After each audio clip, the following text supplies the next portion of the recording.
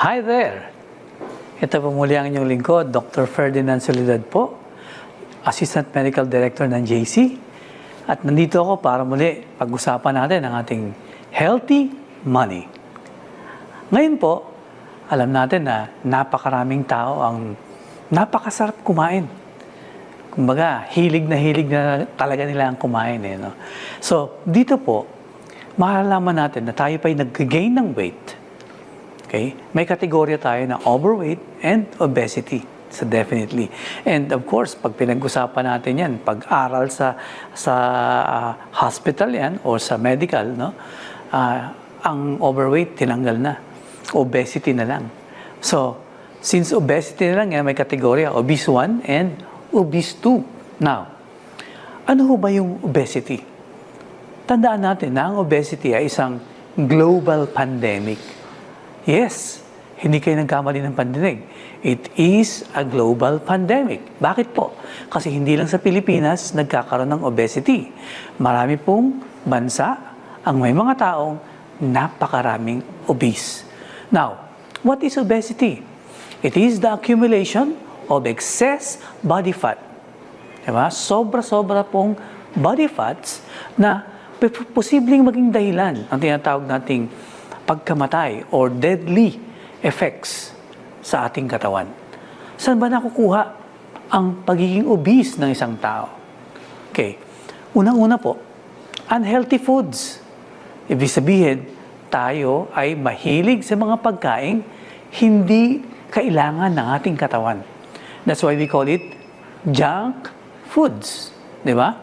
So, aside from that, yung kakulangan sa physical activity, lack of physical activity. Kung tayo po ay, sabi nga ng iba, di ba? Galaw-galaw para hindi ma-stroke. No? Dito po sa ating pagdagdag ng timbang, kailangan din po na tayo ay merong ehersisyo. So, pangatlo, ay yung tinatawag nating kakulangan sa tulog. Ngayon, pag kulang ka sa tulog, isa sa dahilan ito ng pagdagdag ng iyong timbang. Why? Ang compensation natin is to eat. So, ibig sabihin, dahil hindi ka makatulog, anong tendency? Kumain. Kakain ka ng sobra. And in fact, dahil oras mo nang matulog yan, hindi mo mababurn yan.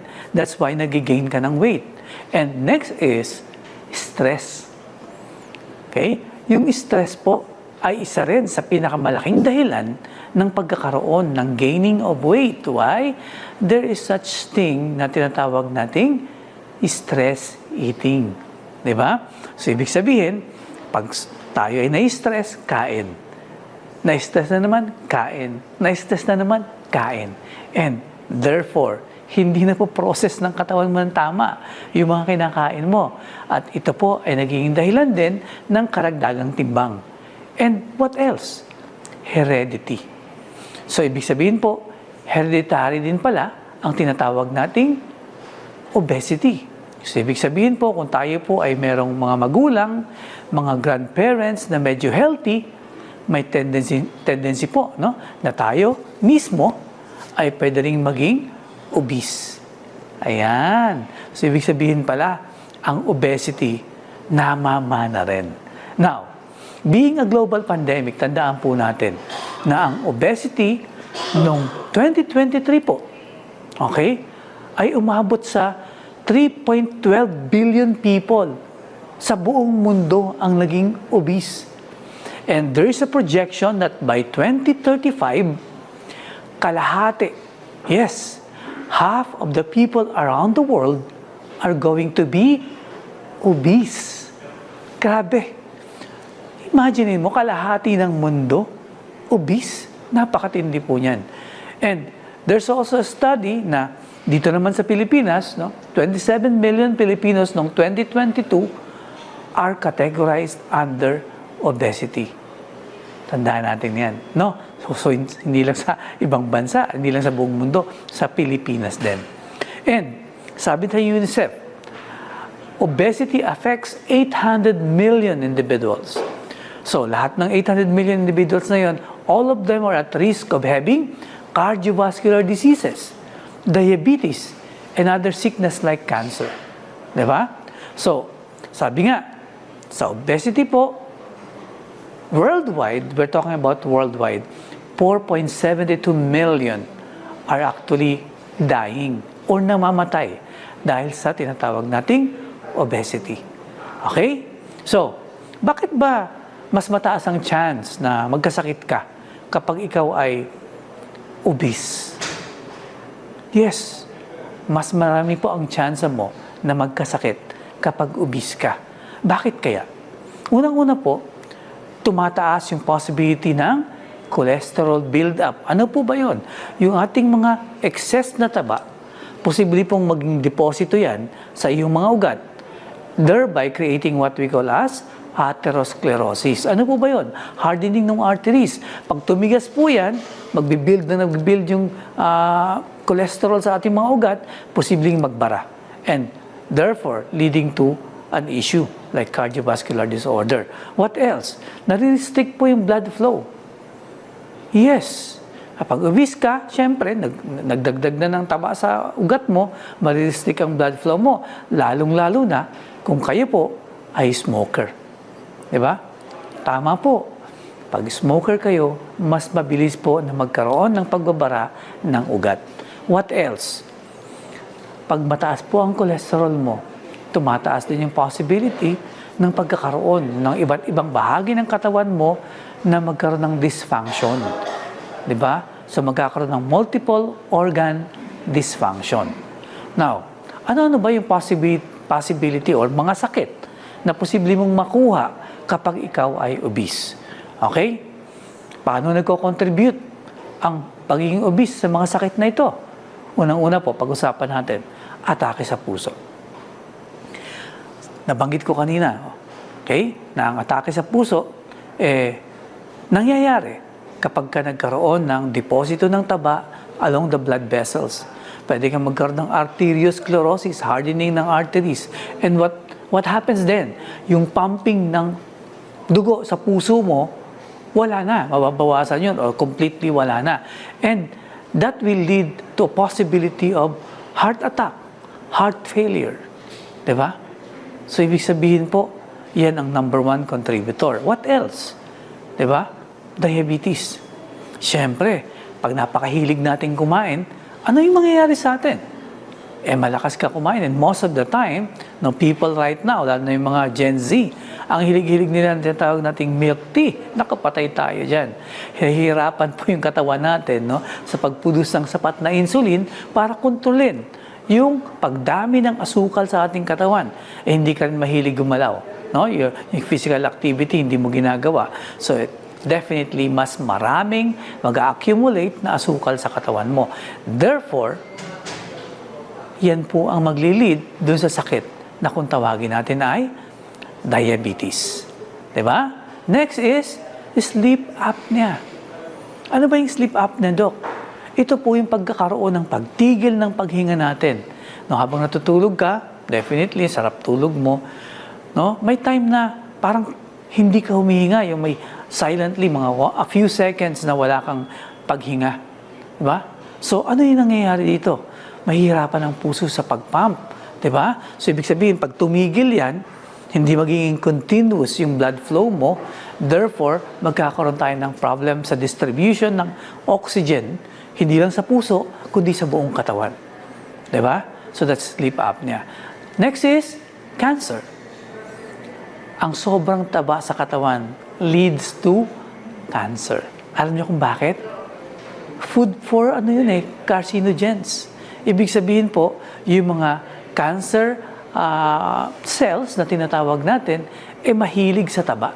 So dito nabubuhay ang mga cancer cells na to, they become carcinogens or masama sa ating katawan and leading to possibility of having cancer. Yun nga lang po, hindi natin ma-identify kung anong organ yung posibleng tamaan. Diba? Liver disease. Bakit ba? Ano ba nangyayari?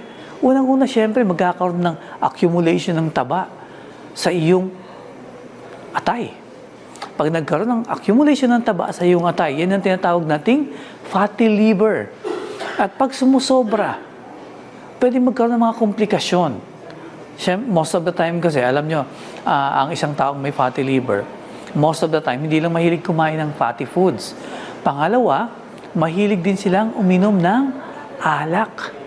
At sa pag-inom nila ng alak, it leads to another problem, aside from fatty liver, it leads to another problem known as liver cirrhosis.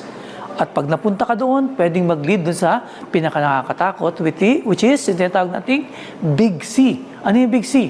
Liver cancer. Ayan. So definitely, napakahirap po ng possibility ng pagdagdag ng timbang. Kasi pag nagkaroon ka ng obesity, it leads initially to fatty liver, liver cirrhosis, and then liver cancer. So what else? Bone fracture. Pag bone fracture po ang pinag-usapan natin, bakit nagkakaroon ng bone fracture? Siyempre, common sense. Sobrang bigat mo eh. Di ba? So yung mga regular na activity mo like walking, it causes issues sa iyong mga buto sa paa. Sa knee area mo, sa paa mo, sa mga daliri mo sa paa, sa ankle area mo. So kung ikaw ay susubok na tumakbo or magkaroon ika nga ng activity na medyo mabigat, guaranteed po yun. May possibility na magkaroon ng fracture sa ating mga buto. Okay? Next is PCOS. Ano ba yung PCOS? At saka yung tinatawag nating hypogonadism. Ang PCOS po ay tinatawag nating polycystic ovary syndrome. Dito po dumadami yung cyst, okay, sa mga babae. So ano po ang nangyayari dito pag nagkaroon ng pagdami ng cyst? Kaya poly means many, di ba? Maraming cyst sa organ ng babae. Bakit po nagkakaroon ng ganon? Okay?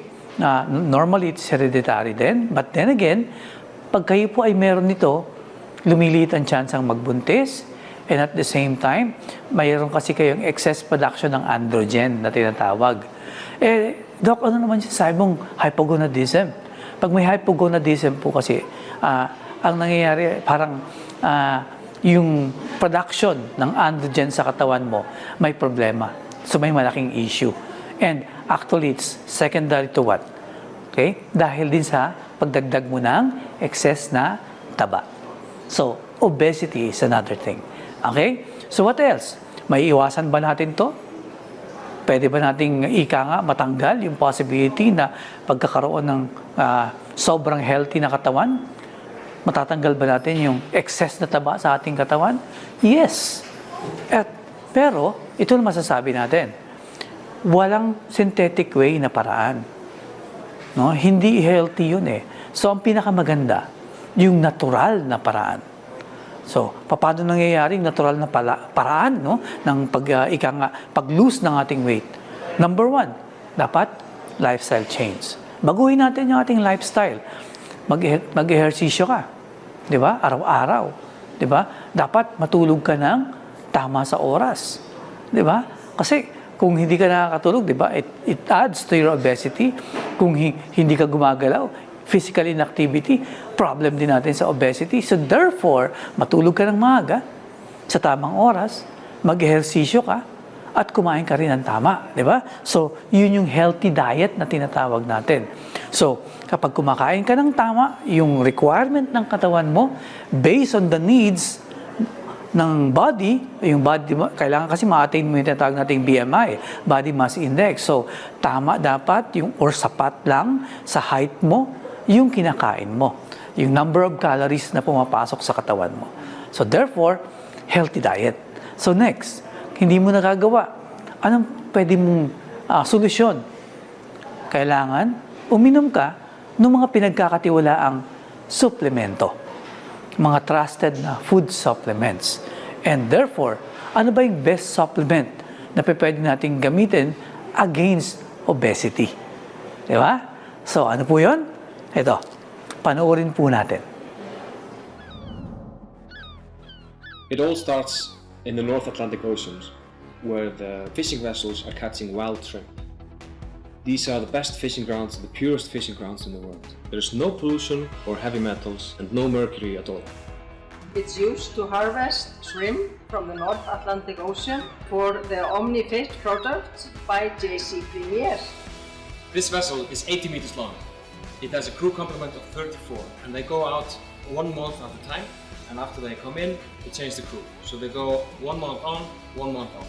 The peeling plant receives the shrimp shell from the boat directly and it goes directly into the peeling machines through a laser scanner for quality check, and there is a second laser scanner for extra quality check. The final check is done by hand, and this is the only time the human hand touches the product. Continuously through the peeling process, the shell is removed from the shrimp and it goes down a pipe over to the chitosan.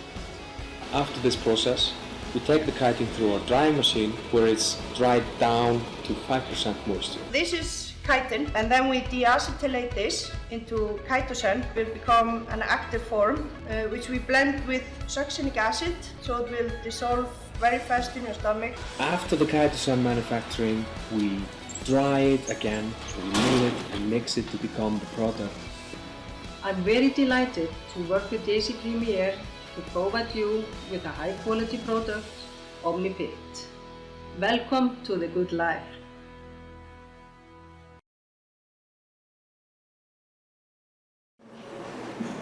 So ayan, nakita natin isang napakagandang video ng ating source ng products.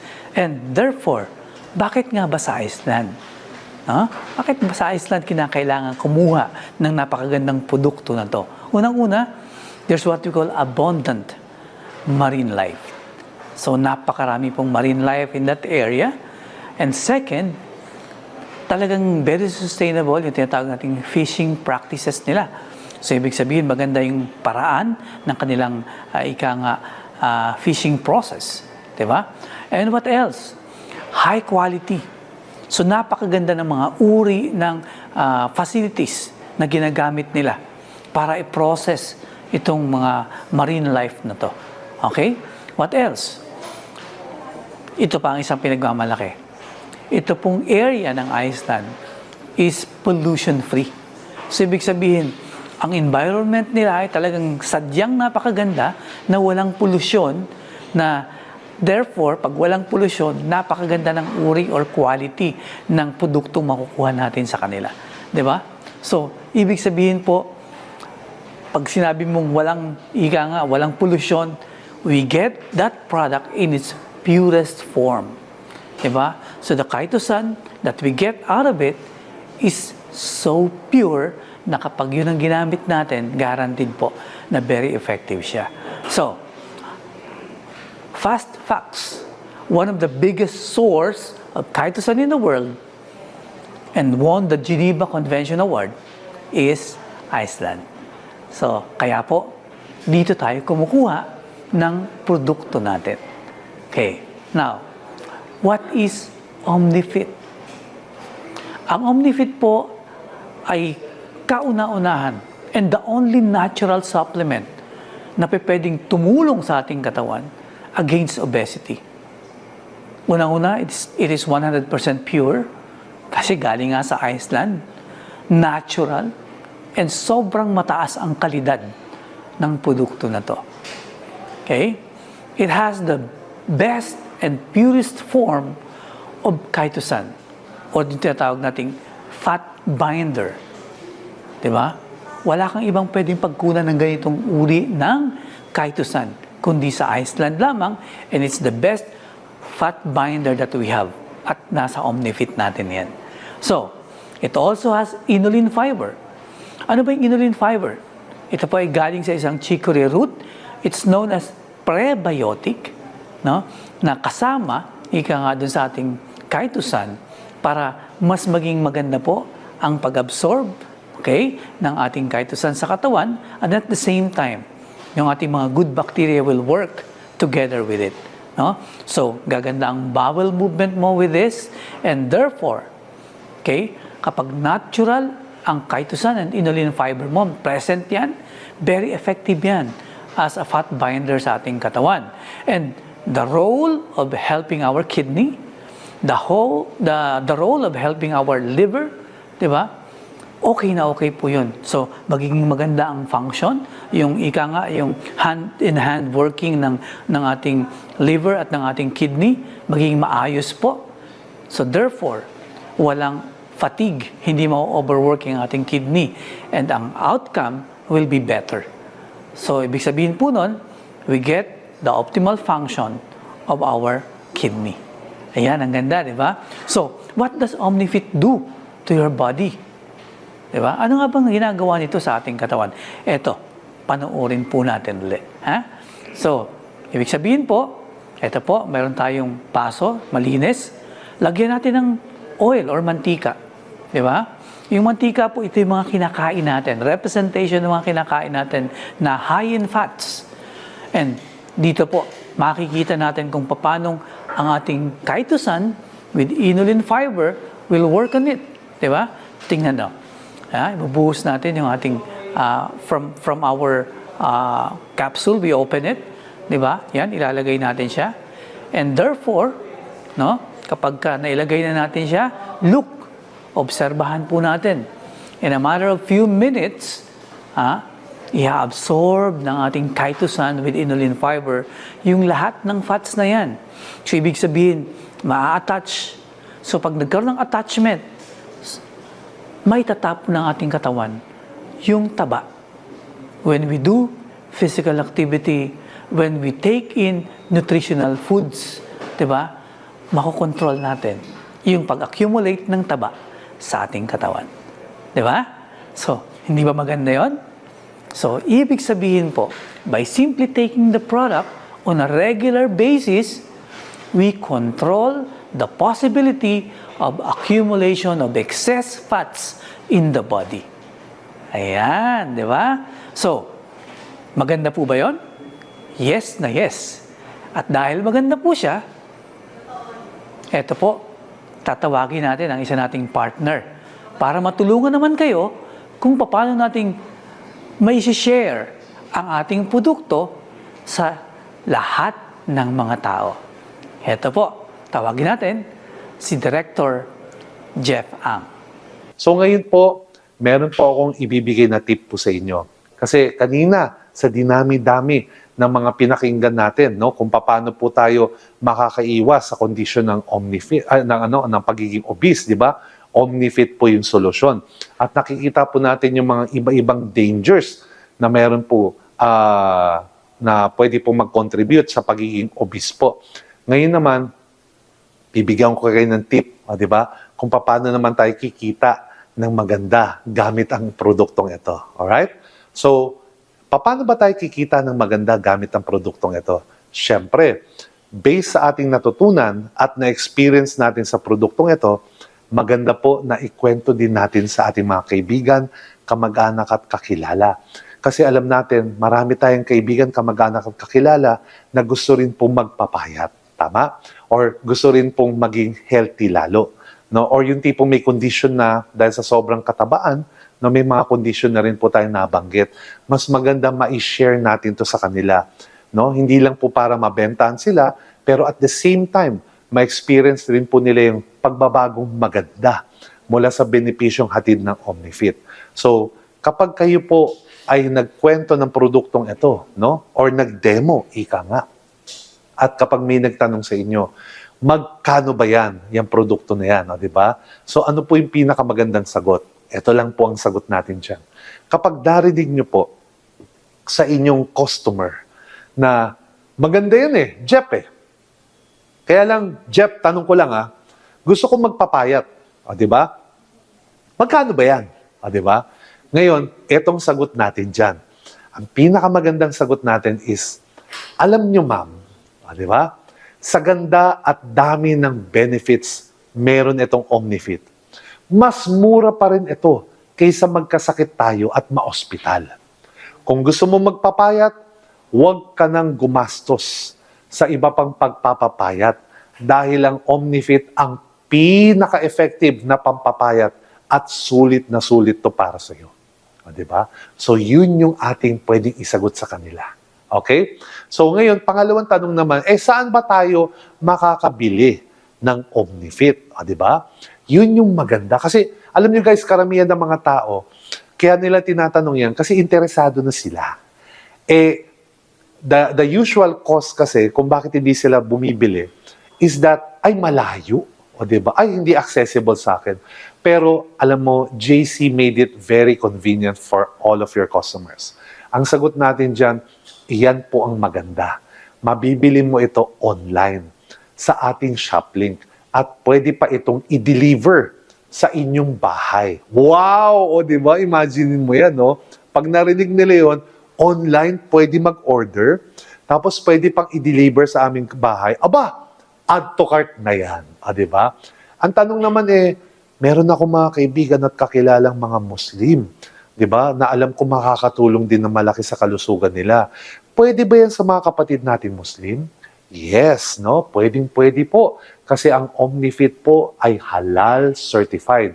Kaya pwede po itong i-take ng mga kapatid nating Muslim. Meron naman nagtanong, Sir Jeff, yung pamangkin ko, o di ba, medyo mataba siya, o di ba? Kasi hindi ko mapigilan kumain ng mga fast food. Hindi ko mapigilan kumain ng mga matatamis, o di ba? So ang tanong ko is, pwede ba yan sa mga bata? Ang sagot ko naman dyan, nako, sobrang makakatulong ito sa mga bata at pwede nila itong inumin or i-take. Basta sila ay 12 years old pataas, o di ba? So again, pwede po nilang i-take to basta sila ay 12 years old pataas. Mas mainam makapag-umpisa na sila habang bata to maintain good health. Especially kung malakas kumain ng junk foods or processed foods. Alam naman natin yan yung mga gustong kainin ng mga bata. At bihira ka lang makita ng bata na gustong kumain ng gulay. Kaya habang bata pa at gusto na magpapapayat, nako, mainam po na i-take ang OmniFit. Basta 12 years old pataas. Paano naman sa mga matatanda? O, di ba? Sabi mo, Sir Jeff, pwede yan sa mga bata. Paano naman sa mga matatanda? Pwede bang i-take yan o sa mga nagkakaedad? Nako, sabi nga nila, Sir Jeff, di ba? Pag nagkakaedad na, mahirap na magpapayat. Paano naman, kunwari sa tatay ko, o kaya sa lolo ko, o kaya sa tito ko na medyo mataba, gusto pa rin nila magpapayat, kaya lang hindi na po nila kaya mag-exercise, o di ba? Pwede ba yan sa mga matatanda? Ang sagot ko naman dyan at makakatulong po sa inyo, iyan po ang maganda. Kasi yung mga bata, alam niyo ba yung mga bata, di ba? Ang kukulit niyan, di ba? Takbo ng takbo. Ibig sabihin, mabilis pa po ang kanilang mga metabolism. Kaya karamihan sa mga bata, kapag sila active, di ba, halos hindi tumatabay. Kasi mayat-maya, takbo ng takbo. Mabilis sila mag-bird, di ba? At alam naman natin na kapag nagkakaedad na ang isang tao, hindi na po ganun kabilis magpapayat. Kaya napakalaking tulong nito sa mga nagkakaedad na para sa pagpapabawas ng kanilang taba at timbang sa katawan. O, diba? So, ibig sabihin yan, kahit nagkakaedad na tayo, malaki pa rin ang chance na pwede pa rin tayong pumayat gamit ang produktong ito, which is yung OmniFit. Paano naman? No? Yung tito ko, no, may edad na yon, medyo mataba. Alam mo naman, Sir Jeff, di ba? Kapag may edad na, medyo mataba, nandiyan na po yung mga iba-ibang sakit. So, marami na po siyang maintenance na pinapainom ng mga doktor. Ang tanong ko, pwede ba yan sa mga may maintenance? Okay, kapag kayo po ay nakapag-encounter ng ganitong customer at nagtanong sa inyo, gusto kong uminom niyan Kaya lang, nagdadalawang isip ako kasi meron akong maintenance na iniinom. Pwede ba yan? O, diba? Ang sagot naman natin dyan, pwede ito sa mga nagme-maintenance. At safe ito dahil ang OmniFit po ay walang contraindication sa synthetic medicine na iniinom nyo. Ibig sabihin, hindi po ito kumokontra. Okay? Hindi po ito kumokontra sa mga synthetic medicines na iniinom ng isang tao. In fact, makakatulong ito ng malaki sa pagbilis ng pagbawas ng excess fats sa ating katawan. At syempre, huwag nyo pa rin ititigil ang maintenance ng gamot ninyo. Kasi ang doktor nyo lang mismo ang makakapagsabi kung need nyo na mag-stop ng pag-take ng inyong maintenance drug. O, diba? So, ibig sabihin, kahit tayo po ay nagkakaroon ng maintenance drug or nagtitake ng maintenance drug at tayo po ay medyo overweight, diba? Malaki po ang tulong ng OmniFit para po tulungan kayo makapagpapayat. Sa mga buntis, aba, pwede ba yan? Oo, diba? Pwede po to, di ba? Kapag kayo po ay may nagtanong sa inyo, o di ba ako'y pregnant, o di ba? Gusto kong pumayat, pwede ba ako uminom niyan?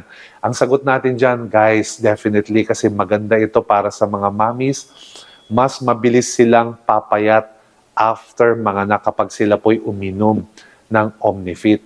Pero habang nagbubuntis, guys, no, wag na wag muna natin silang painumin. Kasi mas maganda pagkatapos na lang nilang manganak.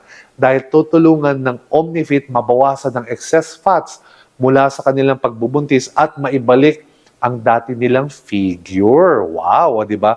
Pero itong suggestion ko sa inyo, itong Omnifit, pwede mong dalhin sa doktor mo bago mo siya inumin. Kunin mo ang advice nila para alam mo din kung ano yung advantage nito bago mo inumin, o, di ba? So sa mga mommies, no, na kakapanganak lang, o, di ba? At gusto niyo pumayat kaagad, ang suggestion ko po, mag-take tayo ng Omnifit, o, di ba? Ayan. Ngayon ang tanong ko, safe ba yan? O, di ba? Safe ba inumin ng Omnifit? Yes, o, di ba? Kapag naka-encounter kayo niyan, safe ba yan? O, di ba? Parang natatakot ako inumin, o, di ba? Ang sagot natin dyan, yes, safe po yan. Dahil ang Omnifit po ay aprobado ng FDA, o, di ba? Ang maganda naman nito ay kinilala rin siya at nagkaroon rin po tayo ng award mula sa Geneva Convention. Ganun po kaganda. Paano naman natin iinumin yung Omnifit, o, di ba? Napakadali lang po. Ang Omnifit po, ito guys, turuan ko kayo, gusto mong pumayat, o, di ba? Paano ba iinumin ng Omnifit? Napakadali lang. Tatandaan niyo po, maganda po itong inumin before every meal. 2 capsules at least 15 to 30 minutes before every meal. Okay, so ngayon, Sir Jeff, nakainom na ako ng Omnifit. Siguro mag-iisang linggo na ako umiinom. Gaano ko naman mapapansin or gaano ba katagal bago ako pumayat gamit ang produkto na to? Nako, mabilis lang po. Okay, etong sagot natin dyan, mabilis lang po. Kapag araw-araw kang umiinom ng Omnifit, at least 2 capsules before each meal. O, di ba? 15 to 30 minutes before each meal. At ito pang mas kapansin-pansin. Ang result within 2 to 3 months, kung isasabay mo ang pag-take din ng ating JC Organic Barley. So, ibig sabihin yan, mabilis lang siya mapansin kapag araw-araw kang umiinom ng Omnifit, 2 capsules, di ba? 15 to 30 minutes before meal, sabayan mo pa ng ating JC Organic Barley, 2 to 3 months lang, makikita mo na yung effect po niya sa ating katawan. Mabilis lang po magpapayat, di ba? Magpapayat, di ba? Ayan po ang ating konting tips, no, para matulungan po kayo, hindi lang po sa kalusugan, pero kung paano po kayo kikita gamit ang ating produkto na to, di ba? So, muli po, no, sana marami kayong natutunan at nakuha ang mga tips and advices para mas lalo natin mapabuti ang ating kalusugan sa pamagitan ng ating mga produkto. At sa mga oras na to, tinalakay po natin kung paano po matutulungan ng produkto natin Omnifit ang ating katawan para mabilis po tayong pumayat at magpapayat at maging healthy lalo. So sa mga viewers natin, no, Jeffrey Antonio Ang, ako pong inyong Director for Training at Marketing dito po sa ating napakagandang kumpanya na JC. At muli po, ito po yung ating show na tinatawag na The Healthy Money. Okay? So, muli po sa ating pagkikita.